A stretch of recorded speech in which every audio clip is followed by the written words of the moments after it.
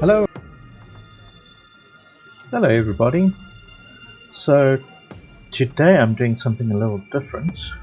I have been working on my 32nd century build of my flagship, the U.S.S Archangel, which is a Lexington Class Dreadnought Cruiser.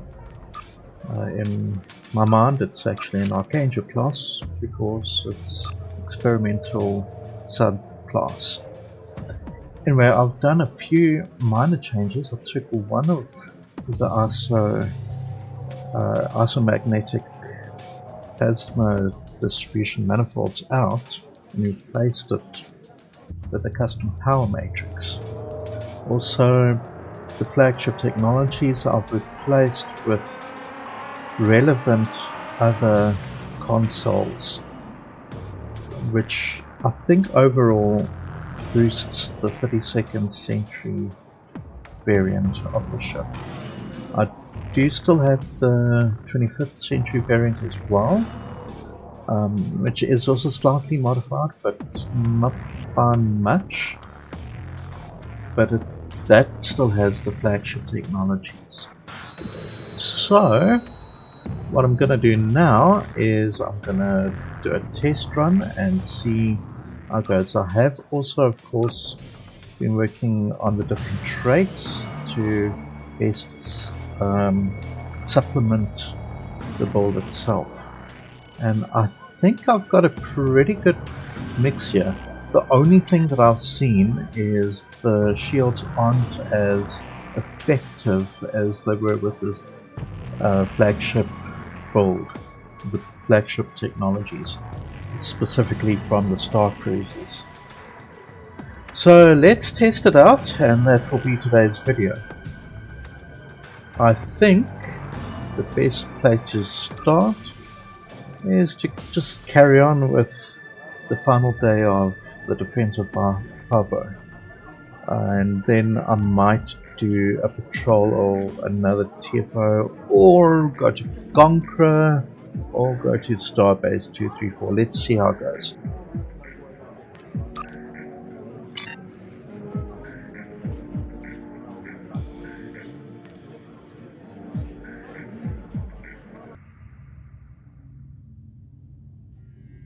Red alert, all hands, battle stations. Helm, new course heading. Engage when ready.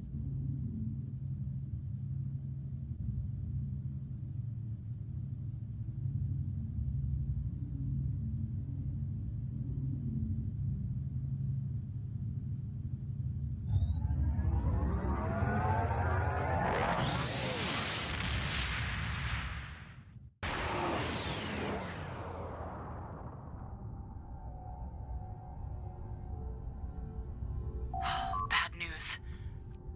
Blah blah blah. She talks too much. Good luck and have fun. Archangel standing by. All-wings launch. Set all wings to intercept.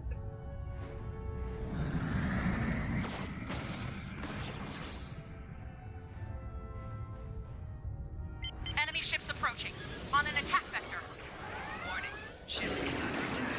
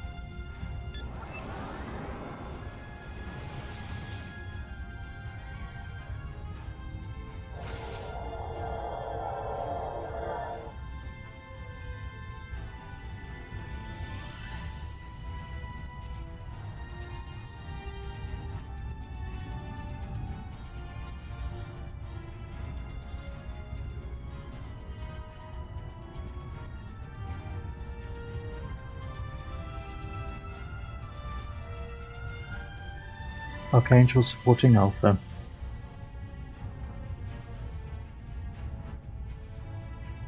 Picking up multiple enemy signals on sensors. Get ready.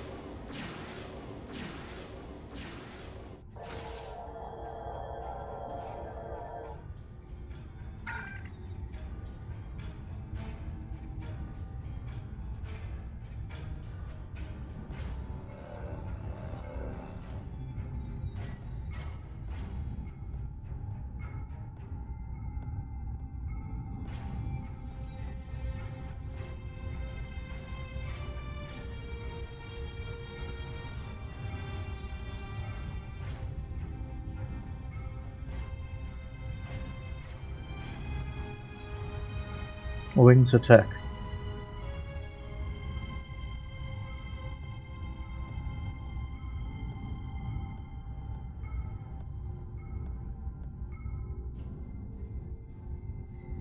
Heads up, the enemy flagships are coming to attack.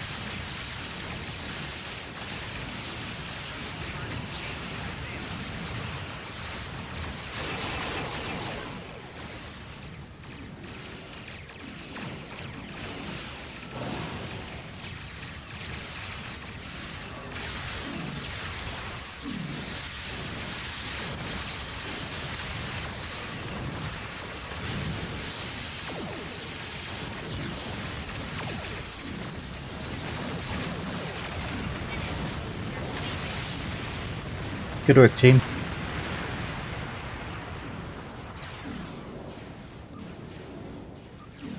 All wings recall. Well done. Okay.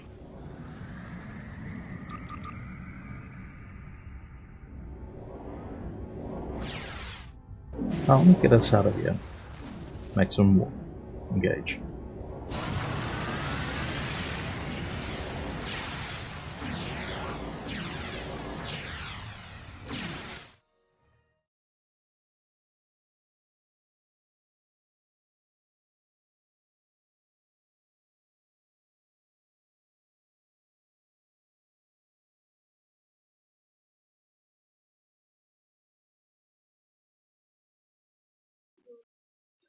I think overall this build does work. Yes, the shields aren't nearly as powerful as the flagship build, but firepower wise, it has a lot to offer. It doesn't have the same amount of raw firepower as the original build, though, in terms of the power distribution, but it's got shield penetrating technology that helps a lot. So let me run through the build quickly. Obviously we have all the ISOs here. Go through them one by one.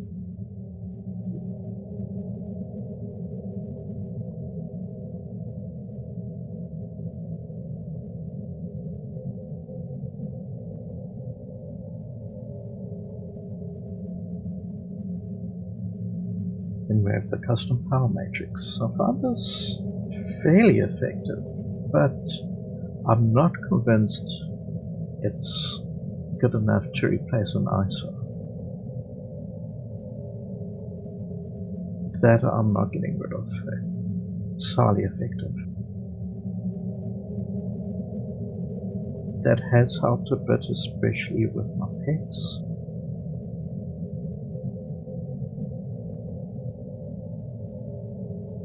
This sort of has made a difference. The Court of Silence, however, that's highly effective. I'm fairly alright with this one. This also does help quite substantially. And I definitely am not getting rid of this one. It allows me to have a rear cannon. And of course that's the pets I'm using. Reason why I'm using the Tholian Widow fighters instead of the Peregrine fighters is mostly aesthetics. To me the Tholian Widows look more like something you would see out of the 32nd century. Especially in terms of the color of the beams. I know that's a silly factor, but it does make that much difference in terms of capabilities between the Tholian fighters and the Peregrines. Really not that much difference. Of course, I think if you've seen any of my previous videos, you already know the firepower I'm using. Quantum phase technology does make a big difference, especially when it comes to collapsing shields. Last thing with this is you can do it during doing a specific mission. This, of course, is nice to have if you don't want a single phaser. 135 targeting arc is pretty wide for a dual heavy beam, as you can see, compared to here, which is only 90 degrees.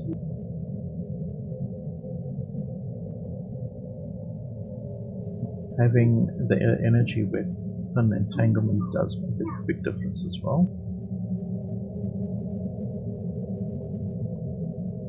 The Gamma Warp Core I mostly hate for the speed, but it's not bad in terms of other factors.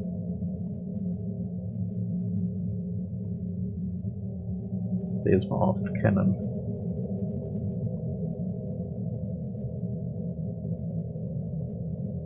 You can see the normal phaser beam arrays have 250 degree firing arcs. So yeah, it's good for 360-degree total weapon coverage if you use these.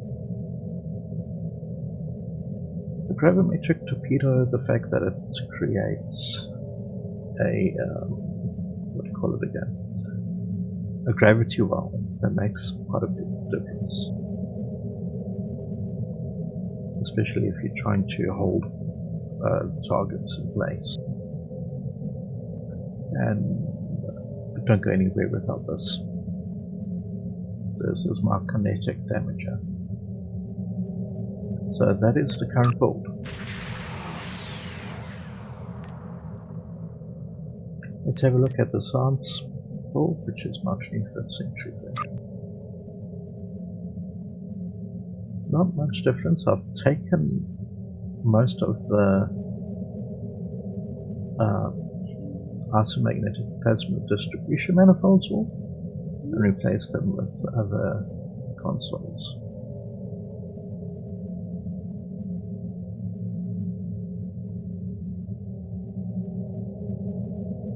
This one, of course, is really useful in terms of torpedo power, and this is a nice addition as well. We've also got the Aquarius and the source of separation, and then the flagship technologies and the elite peregrine fighters. I honestly think this might be better than a 32nd century build.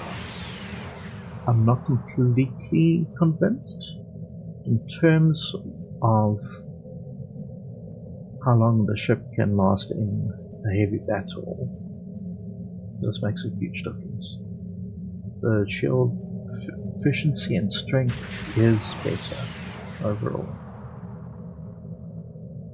And of course, this is very much a canon version of the Terran Lexington Dreadnought Cruiser. So a canon build. Canon not as in weapon, but canon as in accuracy to the build. So this is pretty much what it's supposed to be.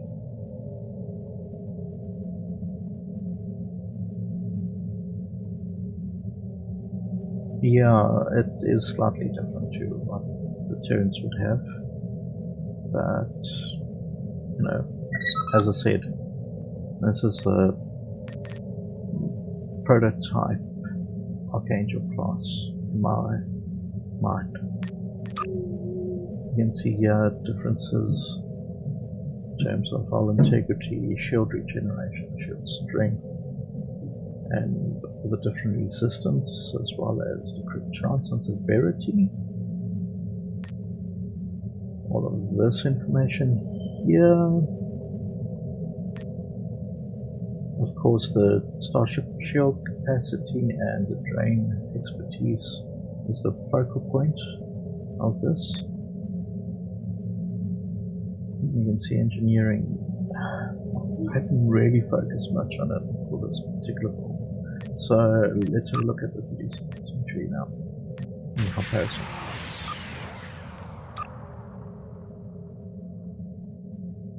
Less for the hull and less for the shields.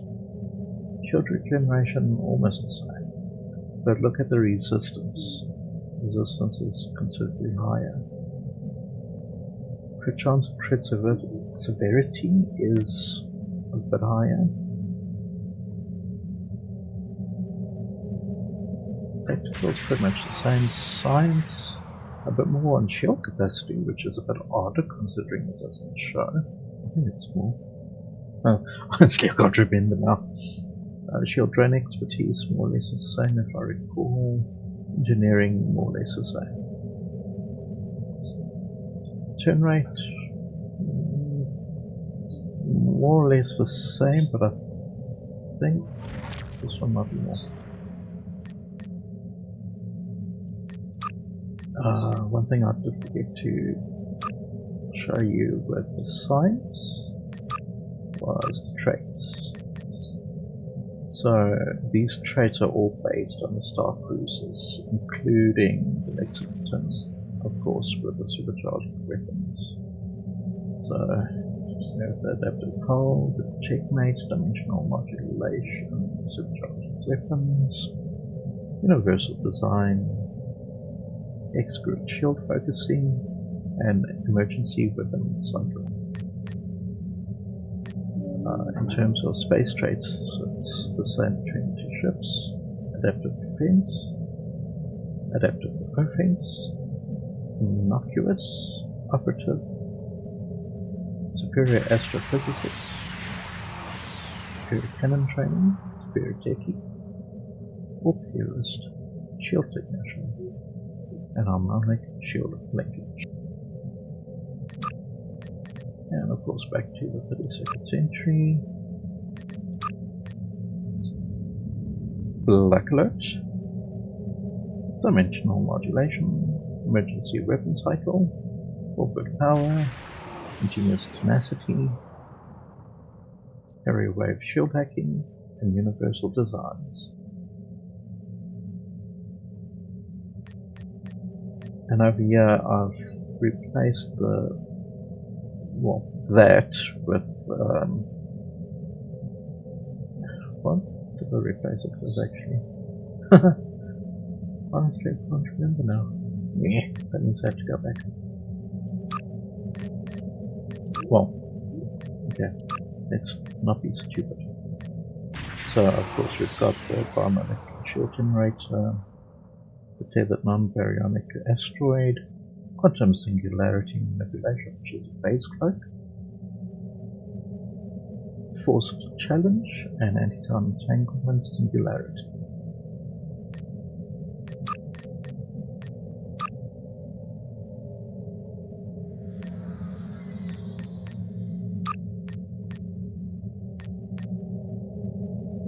Alright, it's the refracting Tetrium cascade, disruptive birth, and of course the deploy sensor interface platform in place of the phase cloak. So that's the difference. Now see, there is a silly bug that seems to keep on happening where things disappear in the console. That's extremely annoying. And I can't even remember what is supposed to be there. That helps a lot. Let's have a look. Anything missing here?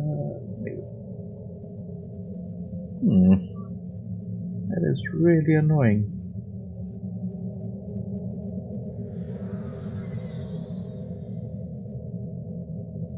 Alright, well, I'm gonna pause the recording for now and try and fix that, and then I will be back with another TFO or some other mission. This salvage. Sorry, for some reason it didn't unpause. Anyway. Leave enough of their ship for salvage. I'll clear them up. And now the lost.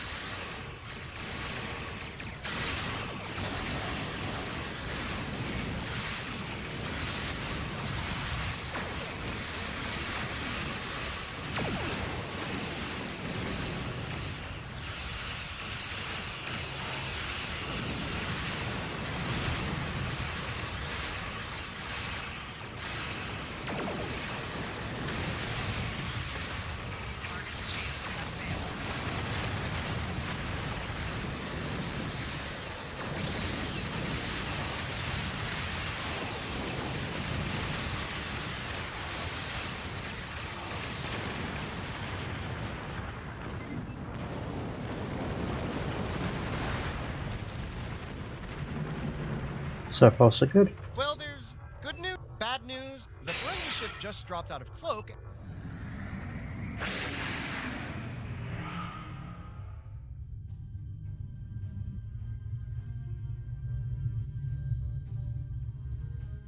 Oops. I've got to re-establish the correct power setting. Before you just... We've got company. Well, let's see how that makes a difference.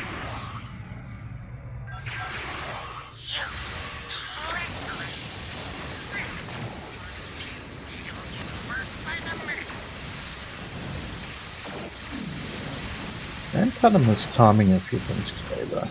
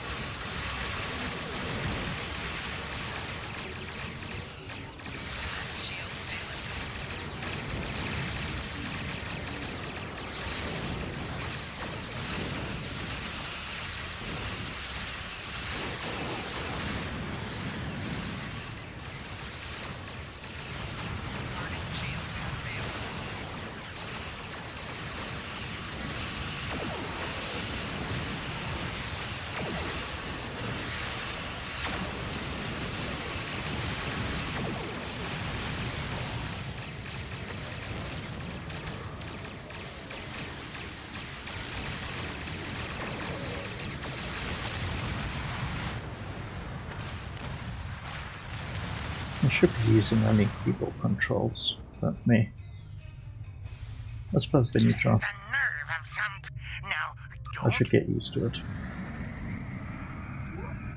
It's better than using mouse. Well, so far what I've seen is this particular build definitely helps with pets. I'll add a cask of pre-supernova Imperial Romulan ale.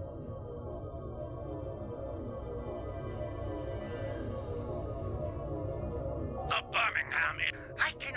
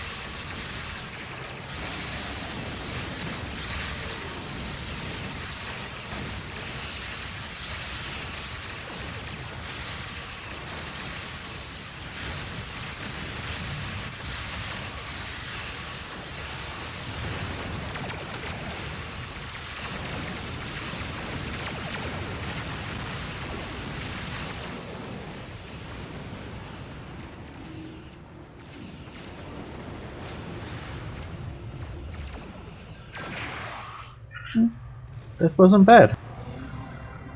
Yeah, shields collapsed a few times, and yeah, I did get a bit of hull damage, but recovery was easy.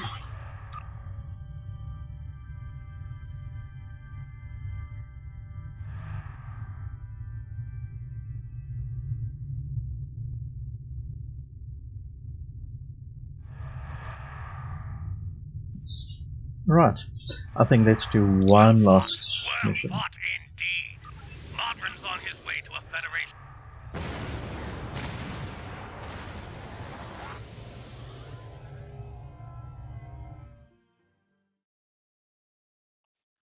Tomorrow I might do the 25th century build. Test it tomorrow, that is.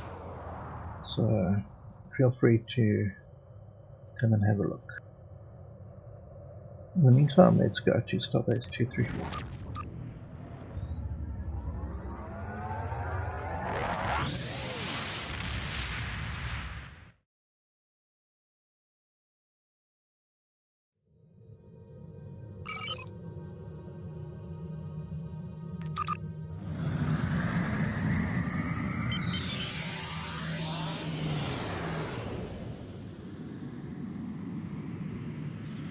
See that it was quite a high transfer speed.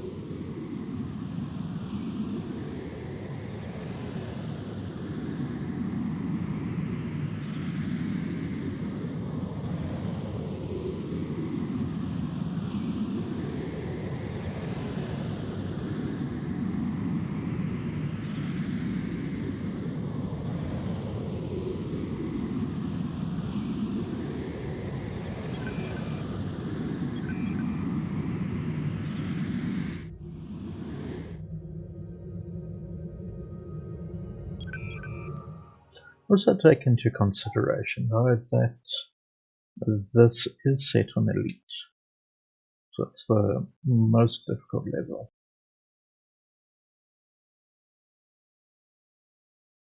If you can even simply survive Starbase 234 on elite, that's also something. It's highly unlikely you're going to destroy the Starbase. If you are able to destroy the Starbase, then either you're cheating or you really know how to create powerful firepower.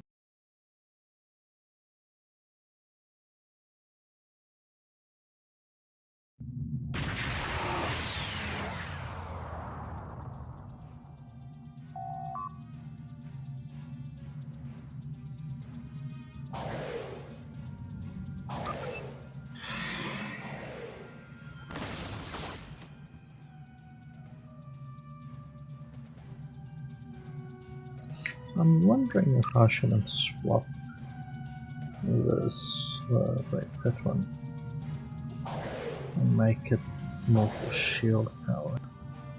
Let's try that.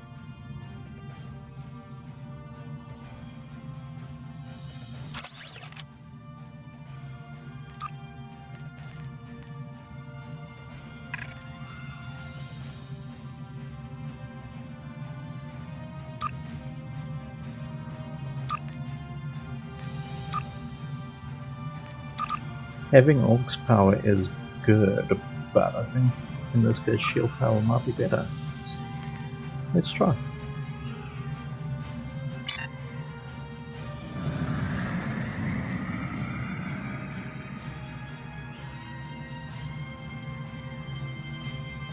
Is that activated?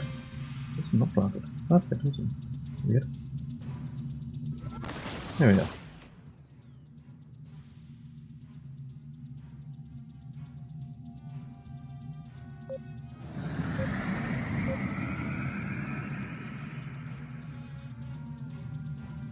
Okay, I am kind of cheating here.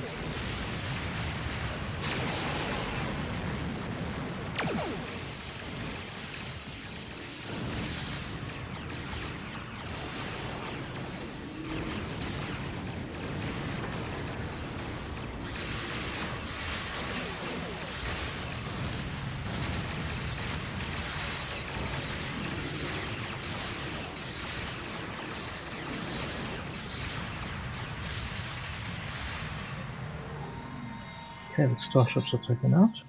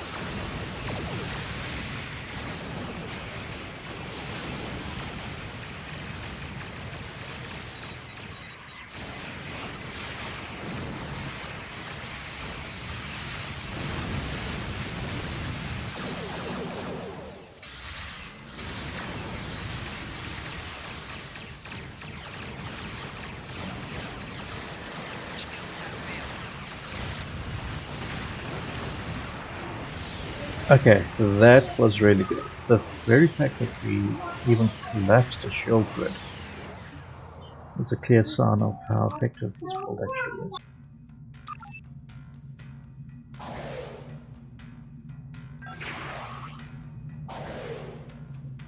And yes, got a missing console bin. My bad.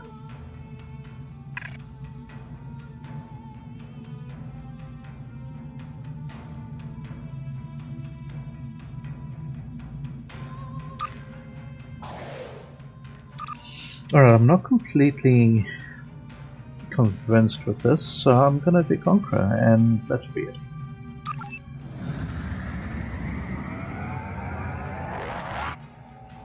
So yeah, I did all the tests today.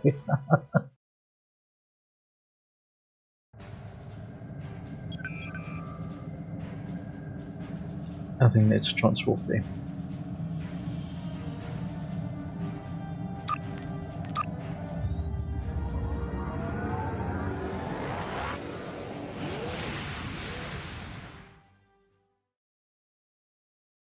Hopefully I can take on some dreadnoughts. I want to see how quickly we can take down one.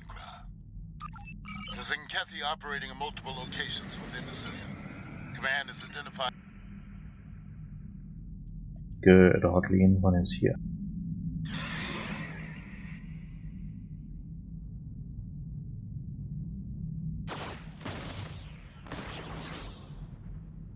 Take down the Zinkethi ships occupying this area.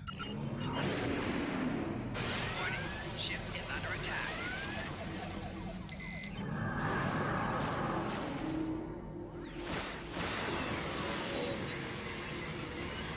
Target's shield has failed.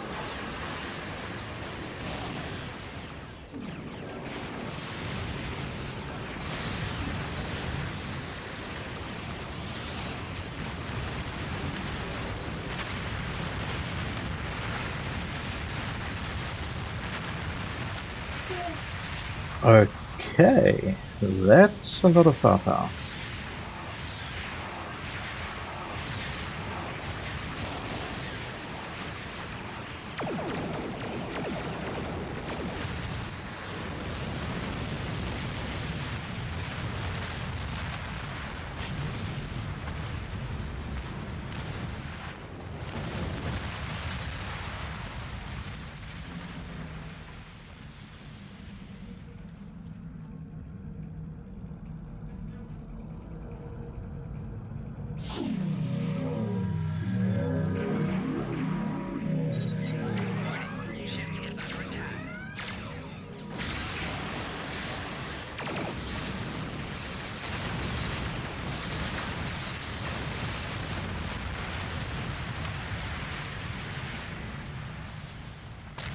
It's all got to do with timing as well. If we use the right consoles at the right time, I'll do the most damage.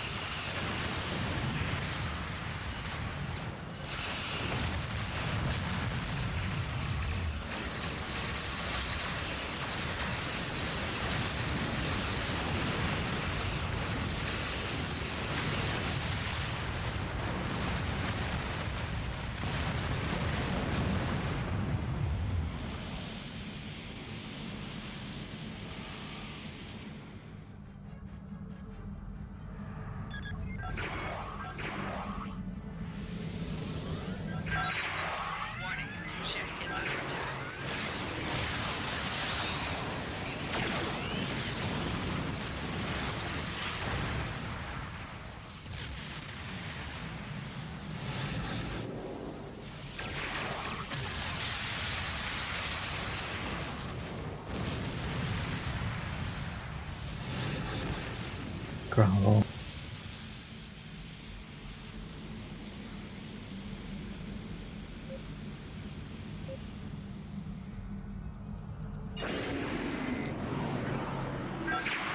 Ship is under attack.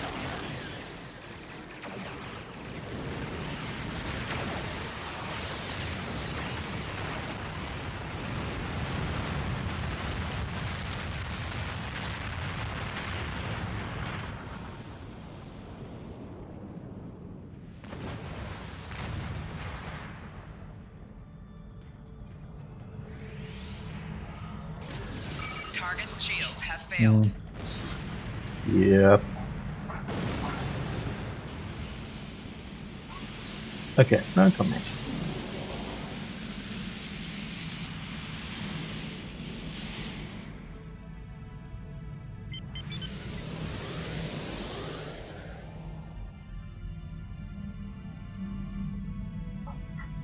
Unfortunately, especially here in Conqueror, you get a lot of scripters. Yeah, I can't guarantee they are scripting, but it's hardly likely. To prepare for Allied operation.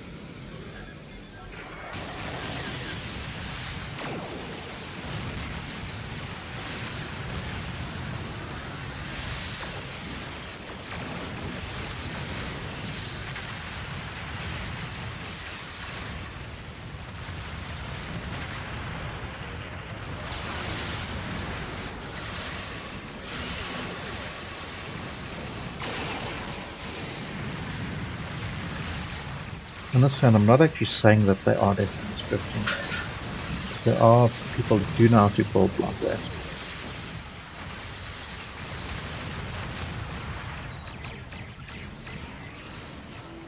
Heck, I don't even see how long it's going to take out a Dreadnought. But to do it constantly, that's something that I'm a bit wary of.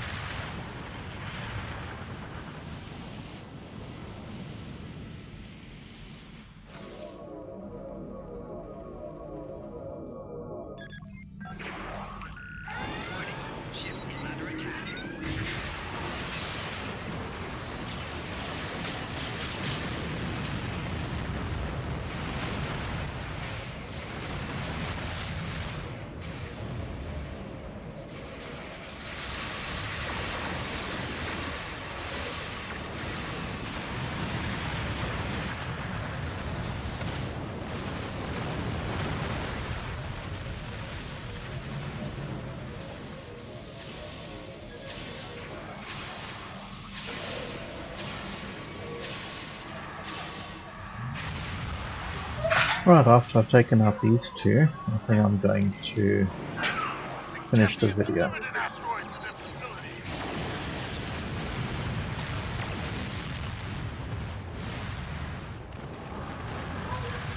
Alright, so I think the test has gone very well. The ship definitely has decent firepower and enough redundancies to keep us safe. So, that's it for today then.